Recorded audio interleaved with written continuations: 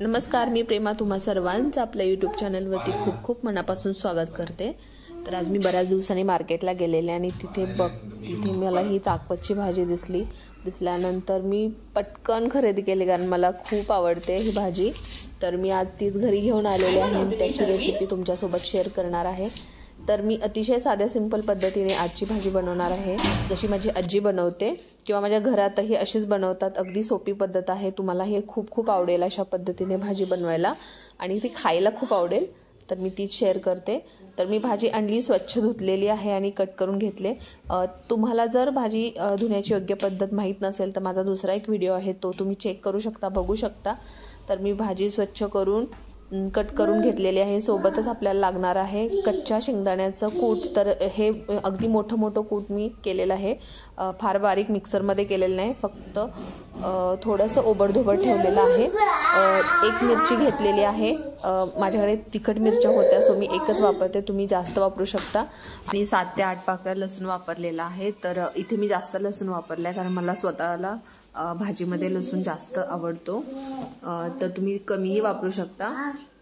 तर आपल्याला खोलगट कढईमध्ये थोडंसं तेल गरम करायचं आहे। तेल हलकं गरम झाल्यानंतर त्याच्यामध्ये कापलेल्या मिरच्या टाकायच्या आहेत आणि त्या हलक्या भाजून घ्यायच्या आहेत। आणि थोड्याशा भाजल्यानंतर त्याच्यामध्ये आपल्याला जे आपण लसूण घेतलेला आहे तो थोडासा चेचून घेऊन तो टाकायचा। तर चेचल्यानंतर लसणाचा सुवास खूप छान येतो, भाजीमध्ये उतरतो। तर लसूण कधीही भाजीमध्ये कट करून सुरीने टाकायचा नाही, नेहमी चेचूनच टाकावा। आपल्याला लसूण त्यातला कच्चेपणा निघून जाईल इथपर्यंत परतायचा आहे, म्हणजे थोडासा लसणाला हलकासा तांबूस कलर येईल इथपर्यंत तो परतून घ्यायचा आहे।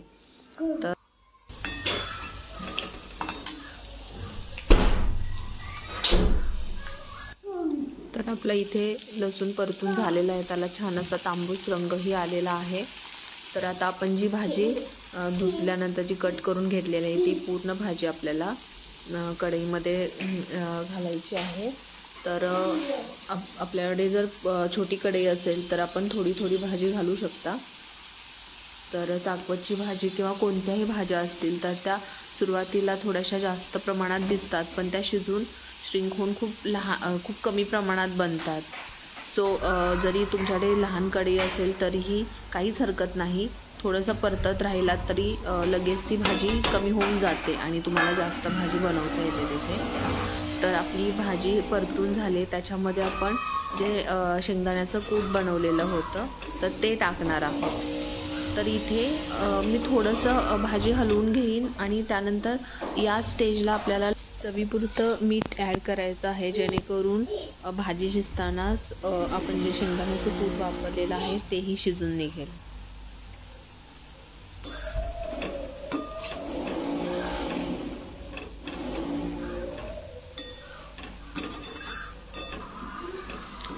तर मी अशा पद्धतीने इथे कूट आणि मीठ हे दोन्ही गोष्टी ॲड केल्यानंतर भाजी हलकीशी परतणार आहे आणि लगेचच त्याच्यावरती झाकण ठेवायचं आहे। इथे मला एक सगळ्यांना गोष्ट सांगावीशी वाटते की तुम्ही जेव्हा कधीही पालेभाज्या शिजवाल त्या नेहमी अशा झाकण ठेवूनच शिजवाव्यात। तर असं ठेवल्यामुळे, झाकण ठेवल्यामुळे जर भाजीतली जी काही पोषण तत्व असतात तर ती वाफेबरोबर बाहेर निघून नाही जात आणि भाजी पण छान लागते। तर भाजी नेहमी अशीच शिजवावी। तर जोपर्यंत आपली भाजी शिजते तोपर्यंत मी इकडे तवा ठेवून पटापट भाकरी करून घेते, जेणेकरून माझं जेवण तयार होईल। तर मला फक्त भाजी भाकरी असेल तरीही चालते।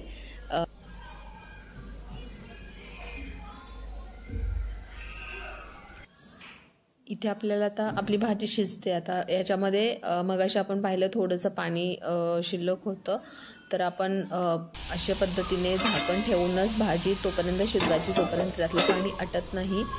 तर आपण ते आटल्यानंतर भाजी आपली रेडी होणार आहे।